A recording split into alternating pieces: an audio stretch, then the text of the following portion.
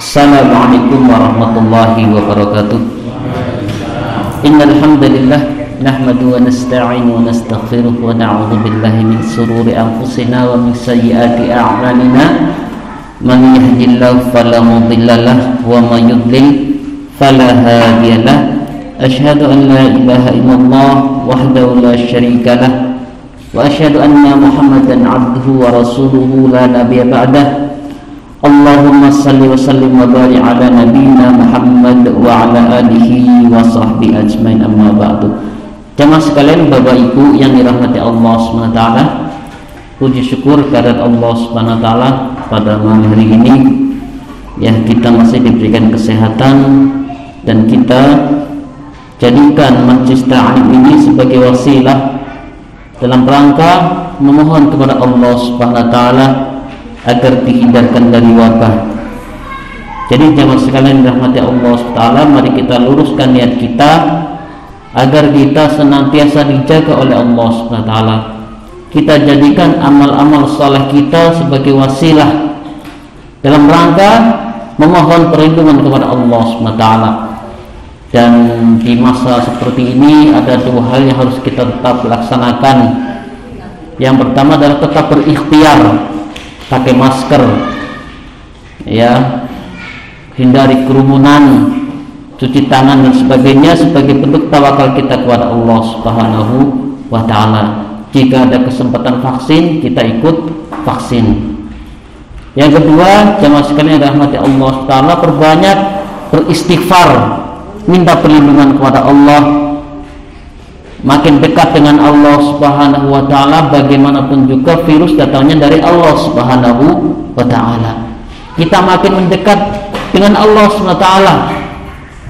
Kemudian juga kita jadikan amal-amal soleh kita wasilah, sebagaimana kisah 3 orang yang terjebak dalam gua, menggunakan amal solehnya sebagai wasilah, sehingga satu persatu dengan sebab wasilahnya dia mohon kepada Allah, sehingga apa?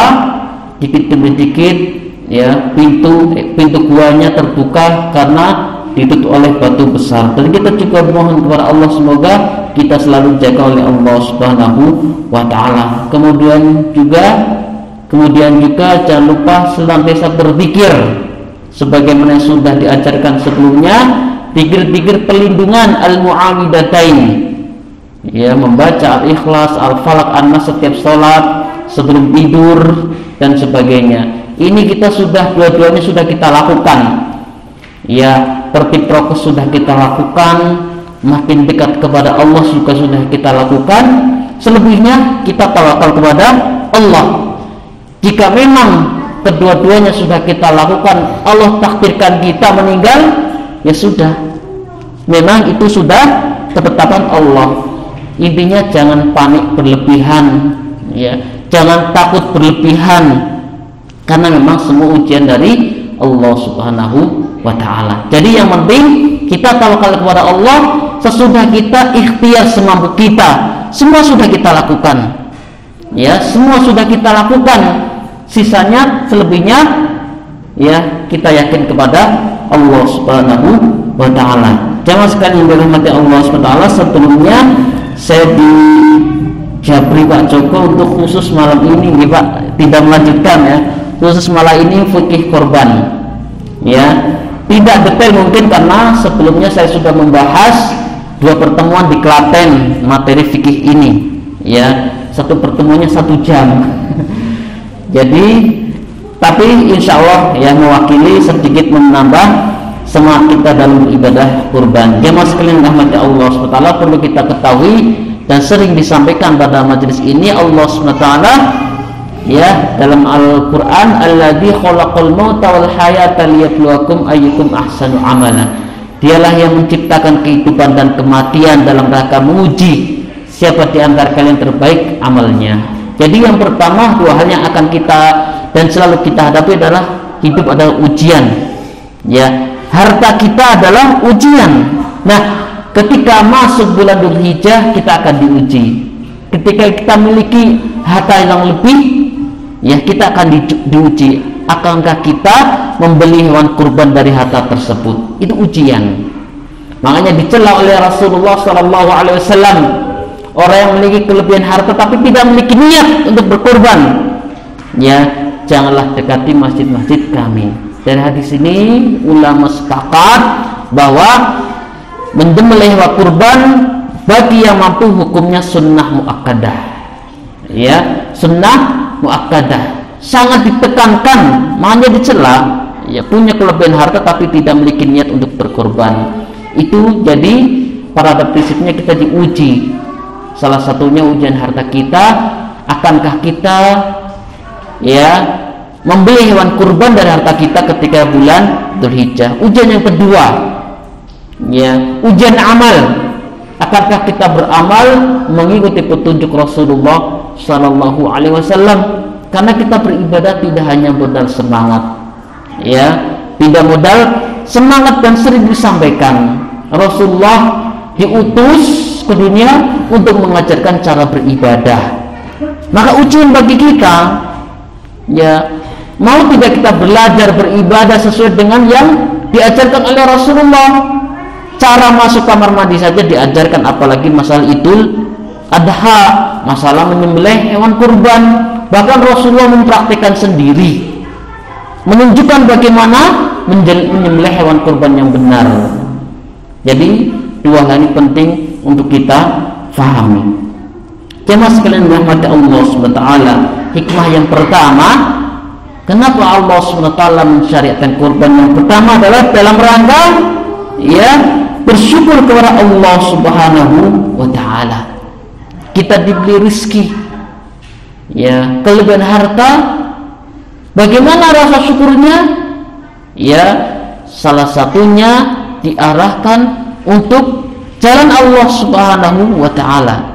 Karena sebaik-baik bentuk syukur kita adalah mengarahkan nikmat yang Allah berikan untuk beribadah. Kesehatan kita, waktu kita, termasuk harta kita. Cara bersyukurnya ya untuk beribadah. Ya, level pertama bersyukur kita dengan lisan. Kita berucap alhamdulillah. Level kedua, dan ini sebaik-baik bukti syukur kita adalah dengan beribadah kepada Allah Subhanahu wa Ta'ala, harta, tenaga, waktu dan sebagainya. Yang kedua hikmahnya adalah ya menghidupkan ajaran Nabi Ibrahim alaihissalam. Ya, sebagaimana pada asalnya Nabi Ibrahim diuji oleh Allah Subhanahu wa Ta'ala tentang apa? Karunia yang diberikan Allah tentang putranya. Nabi Ibrahim di usia yang sudah lanjut diuji kesabarannya, ya, tidak memiliki anak, tetapi di akhir hidupnya di usia sepuh, ya, Allah karuniakan anak. Ketika sedang lucu-lucunya muncul perintah dari Allah untuk menyembelih putranya. Ya, ketika sudah di dekat lehernya Allah ganti dengan kambing. Ya, itu bentuk ketaatan Nabi Ibrahim kepada Allah Subhanahu wa Ta'ala, diuji. Ya, kita ketika memiliki harta yang melimpah diuji. Ya, bisa nggak? Ya, bisa tidak? Ya, disisihkan hartanya untuk Allah Subhanahu wa Ta'ala. Jemaah sekalian rahmati Allah SWT, yang ketiga agar setiap mukmin mengingat kesabaran Nabi Ibrahim. Ya, bagaimana diuji, ya, lama, ya, membina rumah tangga, tidak juga dikaruniai anak. Ya, siapa yang tidak ya senang, ya, buah hatinya ditunggu sekian lama, begitu lahir muncul perintah untuk disembelih. Bagaimana sabarnya Nabi Ibrahim? Ya, kita punya anak kecil lucu-lucunya. Ya, ujian kita adalah mampu tidak menjaga amanah tersebut dari Allah. Anak adalah ujian. Ya, anak kita adalah ujian, mampu tidak menjaga amanah agar anak kita jaga sebagaimana fitrah ketika diciptakan oleh Allah. Kullu mauludin yuladu 'alal fitrah. Ya, karena anak terlahir dalam keadaan fitrah. Nah, tugas orang tua kita, ujian orang tua kita adalah anak tetap di atas fitrahnya. Nah, ini ujian. Ya, bagaimana kesabaran Ibrahim? Ya, Jemaah sekalian dirahmati Allah SWT, kemudian yang perlu kita pahami bahwa kita beribadah ada di antara ibadah harta dan ibadah badaniyah, maliyah wa badaniyah. Ibadah badan kita adalah seperti sholat, ya, seperti ibadah haji itu ibadah badan, butuh tenaga, anggota badan, kesehatan, itu ibadah badaniyah.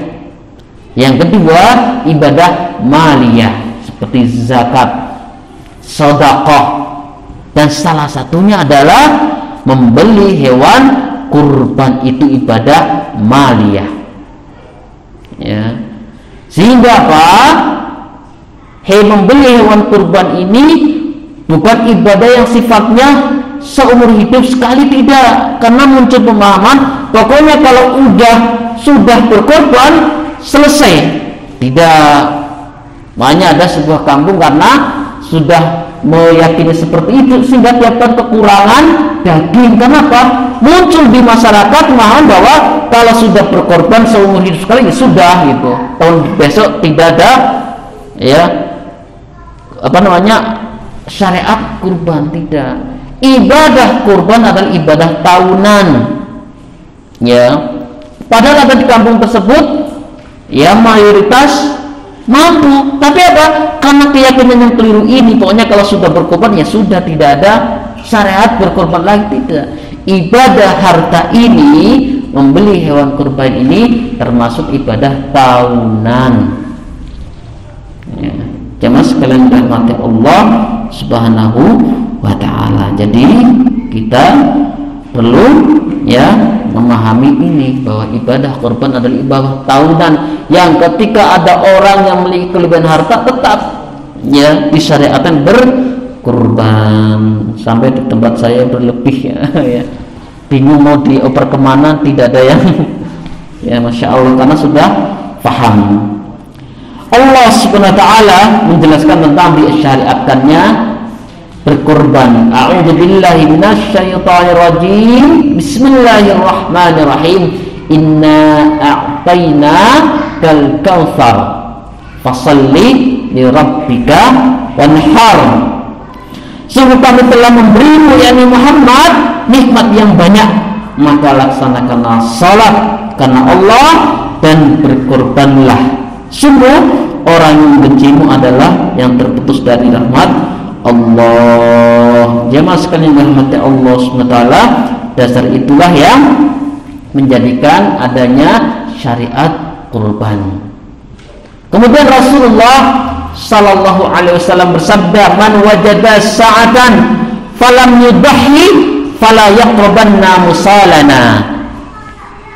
Barang siapa yang mendapatkan kelapangan rezeki, keluasan harta, ya, akan tetapi tidak berkurban, ya, fala yaqrabanna musalana, maka janganlah mendekati tempat-tempat sholat kami. Dari hadis ini jemaah sekalian, ya, sangat ditekankan dan ulama sepakat, ya, 4 mazhab sepakat bahwa hukumnya sunnah muakkadah. Ya, sekalipun ada pendapat ulama yang mengambil faidah hukum dari sini, hukumnya wajib. Karena apa ini? Melihat fasalli li rabbika wanhar. Kenapa? Wawunya adalah, ya, wawu kata sambung, ya, sehingga apa? Setelah diwajibkan sholat, kemudian diwajibkan berkorban. Jadi status hukumnya sama antara sholat dan korban. Kenapa? Wawunya wawu kata sambung, sehingga status hukumnya adalah wawu ataf. Hukumnya sama dengan sebelumnya. Dari hadis fasalli li rabbika wanhar, karena redaksinya menggunakan wawu ataf, wawu kata sambung. Ini ada pendapat, tapi sepakat ulama bahwa hukumnya sunnah muakkadah. Melihat ini, fala yaqrabanna musallana.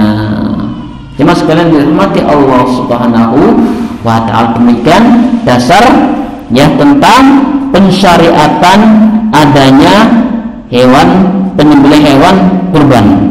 Kemudian jamaah sekalian dirahmati Allah SWT, berkaitan dengan teknis penyembelihan, ya secara umum ya wanita pun boleh menyembelih hewan kurban. Di sini nggak ada yang berani, Bu. Ada yang berani, Bu? Menyembelih ayam bisa. Nah, secara umum wanita boleh menyembelih hewan kurban. Misalnya ada dokter hewan, nah, jelas berani nih dokter hewan, sah sembelihannya. Karena ya lebih afdol hewan kurban itu disembelih oleh dirinya sendiri. Makanya standarnya setiap jamaah berani menyembelih. Setiap jamaah ya paham fikih menyembelih hewan kurban. Karena lebih afdol. Dan itu dipraktikkan oleh Rasulullah dan para sahabatnya. Beliau radhiyallahu anhum menyembelih hewan kurbannya sendiri-sendiri. Tapi karena zaman sekarang ya diwakilkan oleh panitia. Ya, diwakilkan oleh panitia. Tapi secara lebih utama, makanya pentingnya menguasai fikih kurban. Ya, tak sembelih sendiri. Nah, sekalipun yang menyembelih wanita hukumnya sah. Yang lebih afdal disembelih sendiri. Kemudian, nah ini yang syarat sahnya adalah membaca basmalah. Nah, jangan sampai nanti jadi haram, ya. Dan penting juga bagi panitia cari misalnya nyewa tukang jagal, kan sekarang ada peraturan ya menteri ya harus di rumah potong. Nah ini yang melakukannya rumah potongnya ngerti sembelihan gua, karena biasanya mulai banyak ya lupa bismillah ya. Kalau mau pakai jasa tukang jagal pastikan paham ya, karena beda dengan ya fikih kurban dan menyembelih hewan setiap hari gitu ya.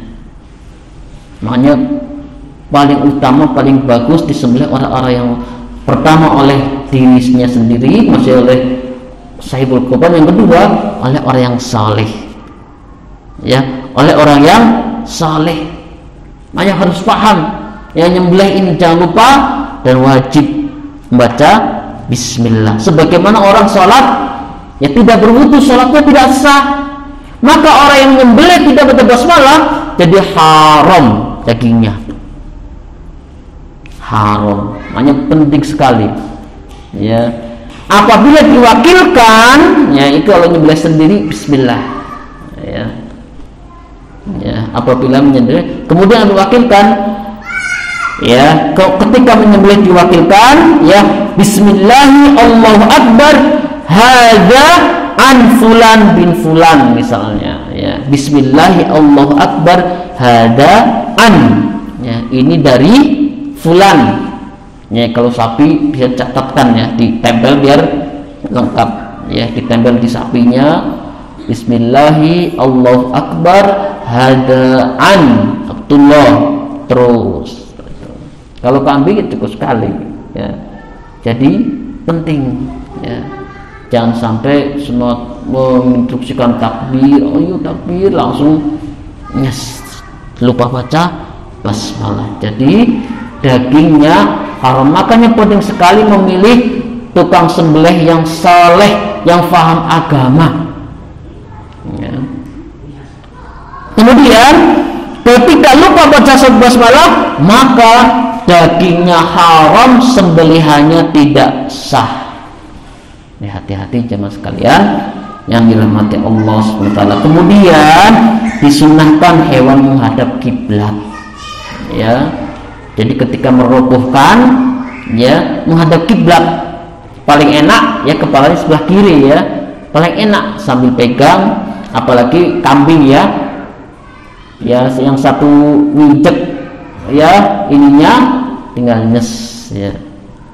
Makanya pastikan tajam ya, pastikan tajam. Kalau saya untuk kambing sekali ini sudah selesai ya. Kalau saya nyembelih kambing sekali sudah selesai. Kalau sapi biasanya 3 kali, jadi ujungnya seret 3 kali. Syukur-syukur bisa 2 kali, sekali itu karena saking tajamnya ya. Kalau pisaunya, makanya paling penting itu pisaunya, itu kuncinya di pisau ya, kuncinya di pisau sembelih, pastikan tajam sehingga apa, mengurangi apa namanya sakit pada, sehingga apa dagingnya bagus ya. Jadi tadi ya Disunahkan hewan yang disembelih menghadap kiblat. Ya.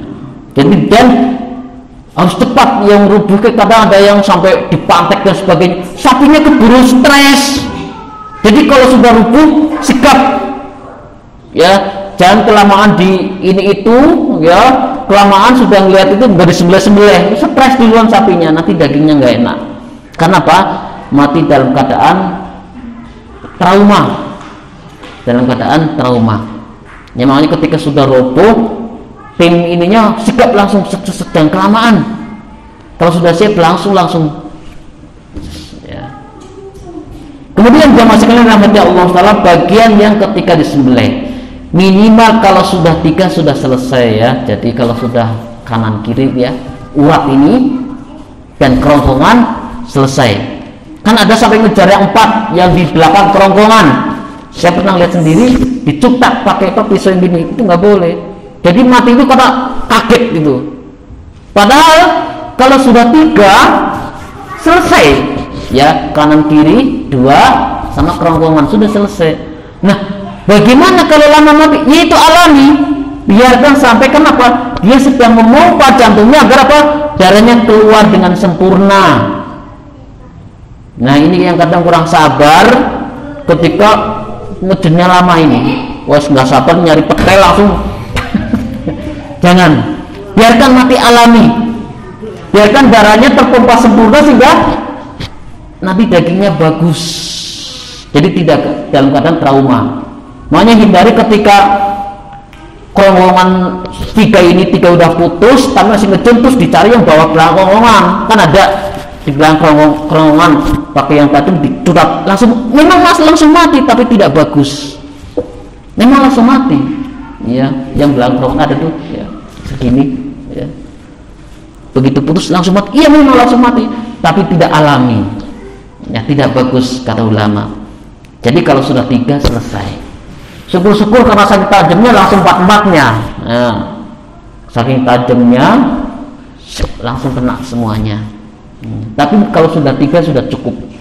Ya, kalau sudah 3, jadi urat kanan kiri, kemudian kerongkongan. Adapun ya kalau agak lama, ya itu wajar karena sedang memompa darah sehingga apa?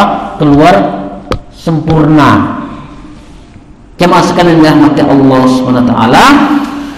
Kemudian ya ada kasus jika hewan yang meronta-ronta, ya bergerak-gerak, ya ini ada sesuatu yang alami karena dia sedang memompa jantungnya agar darahnya keluar secara sempurna dan secara penuh, ya keluar semua darahnya, itu alami. Makanya pentingnya sabar ya, tidak usah buru-buru pengen netel, masih baru netel semangat, pisaunya baru beli, wah nggak sabar nunggu sapinya mati sempurna langsung nyari petel dipotong, tidak boleh, makruh ya kata ulama. Sah ya tapi makruh. Kenapa? Disembelihnya sudah sah, tapi ketika belum mati sudah dipotong lehernya, makruh. Tetap halal tapi makruh. Ya, begitu yang dijelaskan oleh mazhab Syafi'i. Nah ini dia, ya jangan sampai memotong kepala sebelum dipastikan mati.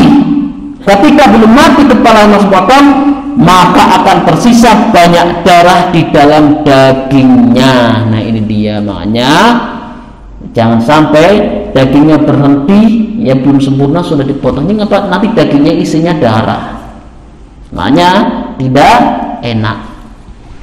Nah ini jadi faidahnya, kenapa harus sampai mati sempurna, agar apa? Darahnya pun keluar dengan sempurna, agar tidak ada yang tersisa dalam daging. Ya.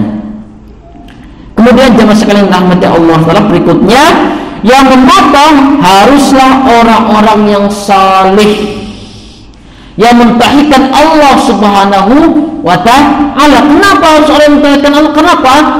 Karena dia sudah terbiasa ya berbuat kesyirikan, nanti ada niat lain, ya bukan karena Allah. Ya contohnya, misal ada sebuah kasus pengobatan alternatif. Ketika mengobati dia mensyaratkan ayam yang bulunya putih semua.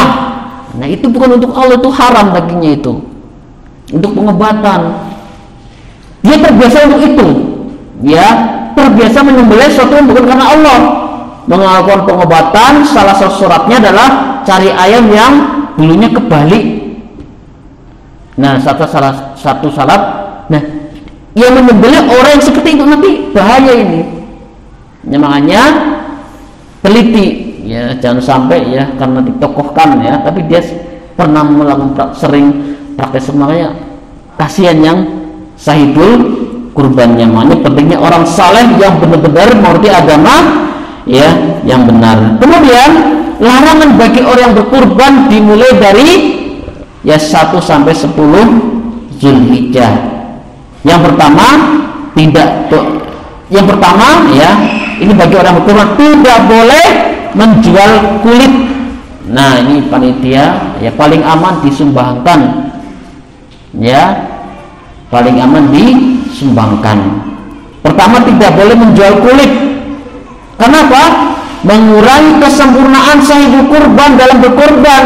Sah tapi kurang sempurna ya, kan panitia itu wakil, orang diamanahi untuk menyembelih hewan kurban, jangan langgar amanahnya.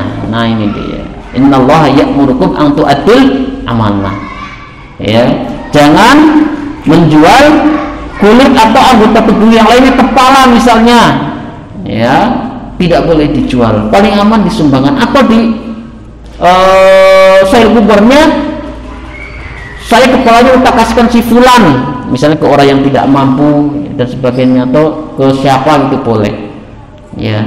Tidak, yang penting jangan dijual, terserah ya, yang penting jangan saya kuburnya pesan saya nanti kepala kakinya mau tak berikan ke fulan, nah itu boleh, yang penting jangan dijual belikan.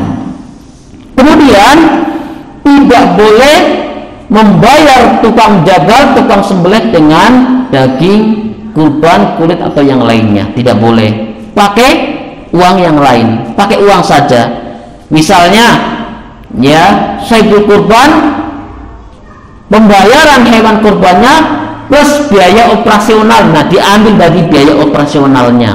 Misalnya satu sapi 100.000 diambilkan dari biaya operasional, jadi situ aman ya. Yang jelas jangan dengan ya bagian dari hewan kurban ya, haram, nggak boleh ya. Kalau ini sudah jelas ada larangan, sudah jelas ada larangan membayar tukang jagal dengan anggota tubuh dari hewan kurban, misalnya kulit, kepala ya, atau bagian yang lainnya. Kemudian yang ketiga, tidak boleh cukur rambut, potong kuku di 10 hari pertama bulan Dzulhijjah ya, siap-siap ya, siap-siap, tidak boleh mencukur rambut ya, mencukur kumis, potong kuku ya di 10 hari pertama bulan Dzulhijjah. Kemudian yang boleh ya, tadi disinggung yang pertama, disukai lebih afdal menyembelih sendiri ya, disukai tadi sudah disinggung ya. Jadi kalau kita ya, belum berani belajar ya, karena ada keutamaan tersendiri sebagaimana dicontohkan oleh Rasulullah dan para sahabatnya, terbiasa menyembelih hewan kurbannya sendiri. Kemudian boleh memakan ya, menyimpan dan mensedekahkan ya, boleh sahibul kurban. Sebetulnya ya, pembagian sepertiga untuk sahibul kurban itu diperselisihkan ya, tapi apa iya ya saya sembelih dia sendiri setengahnya, kan niatnya untuk Allah, sebetulnya boleh karena memang sepertiga itu diperselisihkan. Tapi intinya sahibul kurban boleh ngambil dagingnya, sisanya disedekahkan ya, sisanya disedekahkan. Nah, bagaimana dengan panitia? Nah, jadi kaidahnya adalah wakil itu hukumnya setara dengan sahibul kurban, berarti boleh makan untuk masak ya, yang asalkan apa? jangan dibatasi. Tapi karena ini peraturan ya, peraturan PPKM ya, ada batasan yang datang. Intinya kalau kondisi normal jangan dibatasi siapa yang makan, karena itu statusnya sedekah ya. Jadi panitia boleh makan dagingnya, boleh ya. Kenapa? Status hukumnya asal bukan namanya jatah khusus seperti amil dalam zakat. Tidak ada namanya amil, tidak ada ya, tidak ada yang namanya jatah khusus. Jadi kalau kan ada sampai saya tidak datangi takmir, ada panitianya, pokoknya kalau tidak dapat jatah saya tidak mau bantu. Nah ini yang tidak boleh ya, ini yang tidak. Jadi merasa berhak mendapat jatah karena sudah bekerja, itu yang tidak boleh, karena namanya bukan amil atau seperti sah, tidak. Tapi dia boleh ya, makan boleh. Atau misalnya ya ada sisa ya, semua sudah berhak ya, dibawa boleh. Yang penting jangan meyakini saya berhak dapat jatah karena sudah bekerja, jangan. Itu yang tidak boleh ya. Jadi jangan kecewa karena pas banget ya, tidak ada situ untuk jatah terus ngeluh. Nah ini boleh, tidak boleh ya, karena tidak ada jatah untuk, tidak ada namanya istilah jatah untuk amil. Karena apa? Panitia adalah wakil dari sahibul kurban. Boleh makan dagingnya, boleh dimakan, dimasak, itu boleh. Kemudian jemaah sekalian dirahmati Allah SWT, di antara cacat-cacat pada hewan yang tidak boleh dijadikan hewan kurban, yang pertama adalah matanya cacat sebelah ya, matanya cacat sebelah itu tidak boleh. Makanya penting ya, syukur-syukur punya teman yang paham tentang hewan, sapi atau kambing. Jadi teliti kalau ngecek ya. Kenapa? Bulu rontok saja tidak boleh, bulunya rontok ya. Kenapa? Kalau bulu rontok sudah jelas dia punya penyakit, misalnya bulunya bersih di ekornya, tidak boleh, karena harus sehat ya. Yang kedua, pincang ya, sapi atau kambing pincang. Makanya ketika menurunkan hewan dari kendaraan, hati-hati ya, tidak gubuk-gubuk. Pastikan ketika turun selamat ya. Pas turun tiba-tiba kejepit pintu truk, patah ya. Makanya hati-hati ya. Atau lompat, tidak dikasih untuk turunnya ya. Dia disuruh lompat, yang kaki satu dulu patah kakinya ya. Pincang nggak boleh ya, tidak boleh untuk hewan, apalagi pas belinya juga sudah pincang ya, tidak boleh. Kemudian sakit, jelas ya, kelihatan udah kurus, sakit ya, itu tidak boleh, karena kita harus milih yang bagus, sehat. Kemudian patah tanduknya melebihi separuh ya. Jadi lihat juga tanduknya ya. Kalau tanduknya patah, apalagi sudah hilang sebelah, jelas tidak boleh.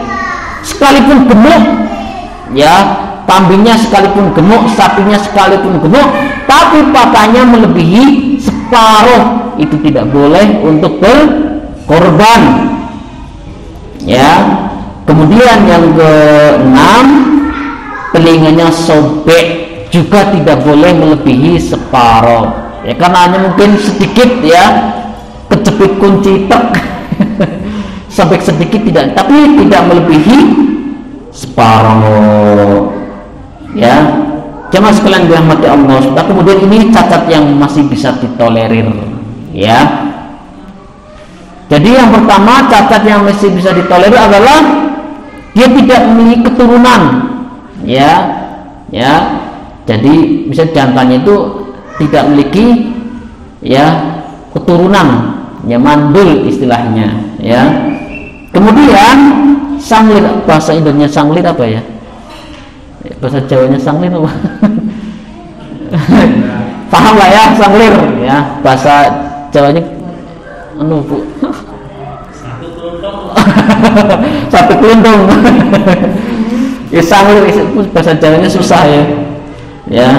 Kemudian patah tanduk tapi tidak separuhnya secuil ya. Misalnya karena umpul-umpulan di truk atau mobil dia kebentur bodi mobil. Nah, poil ya. Tapi tidak melebihi separuhnya poil. Misalnya hanya cuman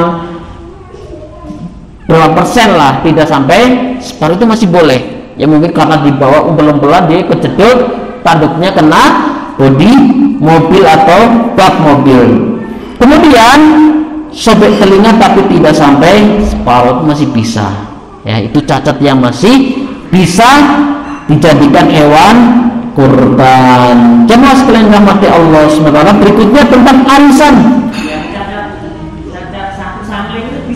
Bisa. Tapi teliti banget ya. Teliti banget sampai ngecek situnya ya. Iya, boleh. Kalau sanggup boleh. Kemudian berapa hukum seputar kurban yang terjadi di masyarakat kita? Bolehkah kita berkorban dari hasil arisan? Boleh. Asal pertama tidak ada yang dirugikan setelah dapat terus dia nggak ikut arisan lagi, itu yang dolim. Kan ada ya, tidak amanah. Mentang-mentang sudah dapat dia tidak ikut arisan lagi, harus tetap sampai selesai. Boleh, asal namanya jelas. Misalnya arisan sapi ya, sekali keluar 7 orang ya, seperti tempat saya ada, itu boleh hukumnya. Dan itu bagus karena meringankan, asal tidak ada unsur yang merugikan satu sama lainnya ya. Kemudian bagaimana hukum korban untuk orang mati? Ada 3 kasus. Pertama, siapa saja yang berkorban, seluruh anggota keluarganya akan mendapat pahala sekalipun sudah di alam barzah ya.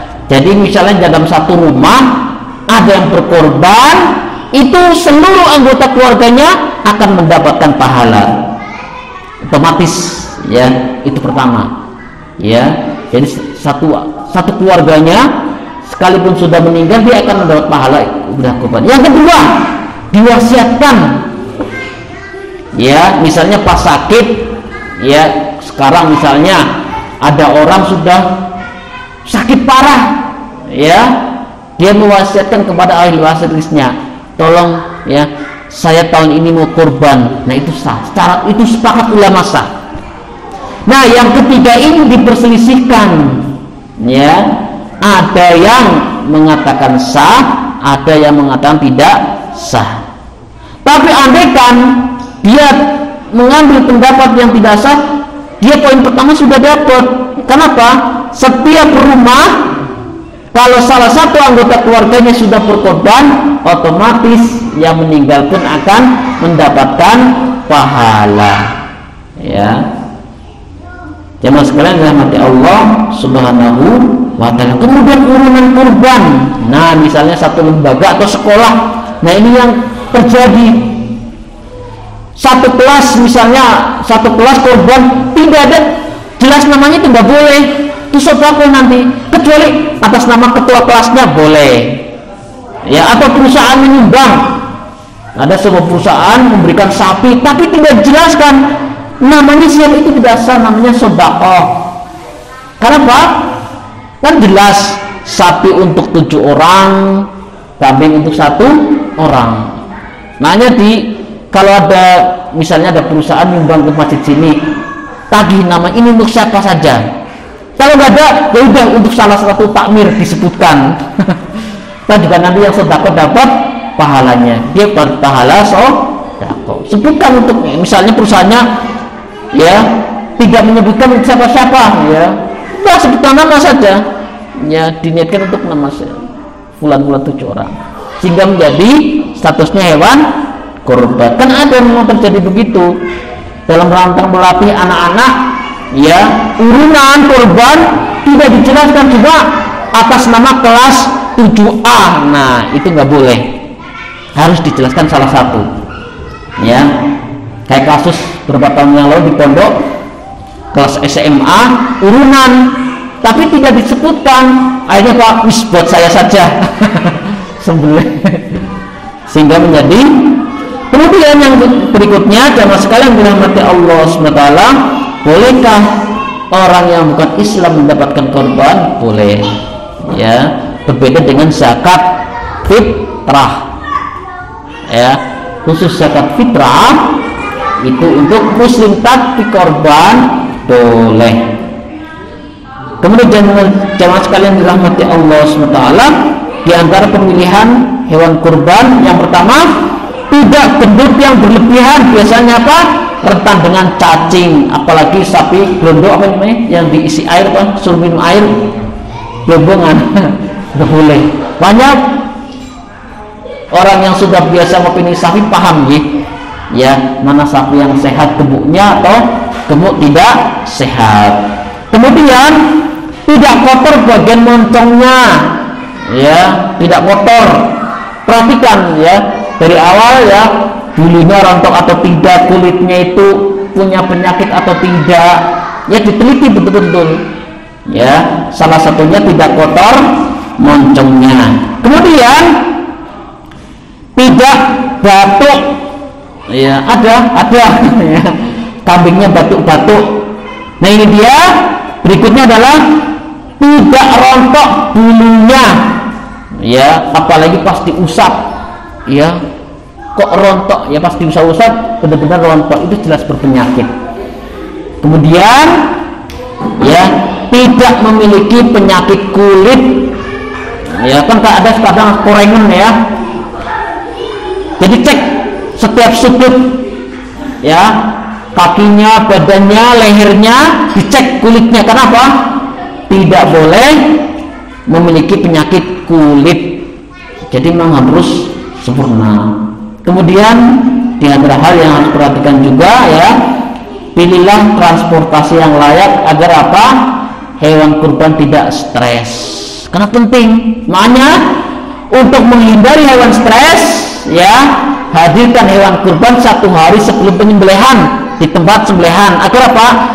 Hewan kurban sudah hafal lingkungan sekitar, ya. Ini untuk menghindari hewannya panik ketika mau disembelih. Karena apa? Masih asing, ya, masih asing, mau disembelih baru turun dari truk, ya sudah panik, ya. Makanya 1 hari paling bagus itu 1 hari sebelum hari H sudah di lokasi. Siapkan orang yang ronda, siapkan orang yang ronda, agar apa? Hewan kurbannya sudah terbiasa dengan lingkungannya sehingga tidak panik.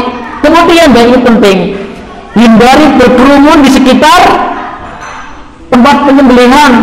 Mau menyembelih di kubur banyak orang, ya panik, ya, cukup tim jagal saja, ya, jangan sampai tempat penyembelihan ramai mengelilingi. Wah, ini bisa menjadikan hewan ketakutan.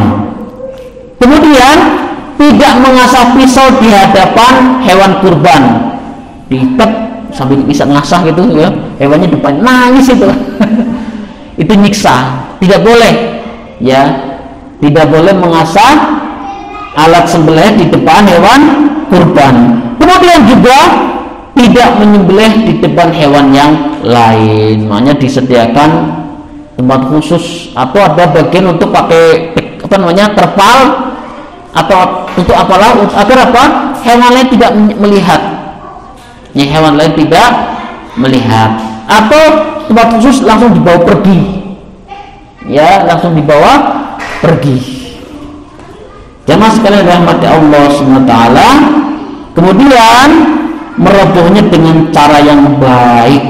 Nah ini dia ya, ada 2 teknik, teknik simpul ya, dan teknik berlay. Jadi tali dibagi 2, kemudian tangannya ditaruh di leher, kemudian silangkan ke sini ya, ke sini, silang punggung, baru ke selakangan, baru tarik belakang. Itu teknik berlay. Biasanya 2 orang ya. Tapi yang kedua, teknik simpul biasa bisa 1 orang. Dari leher ke samping, simpul biasa, kayak model jahit paston ya. Ini ibu-ibu tahu ya, jahitan paston ya, pelajaran prakarya seperti itu, mirip, cuma disimpulkan, tarik dari samping ya. Itu jamaah sekalian dirahmati Allah SWT, berkaitan dengan teknis seputar penyembelihan hewan kurban. Yang terpenting kuncinya adalah pisau sembelih harus benar-benar tajam sehingga mengurangi ya rasa sakit pada hewan kurban. Jamaah sekalian dirahmati Allah Subhanahu wa taala.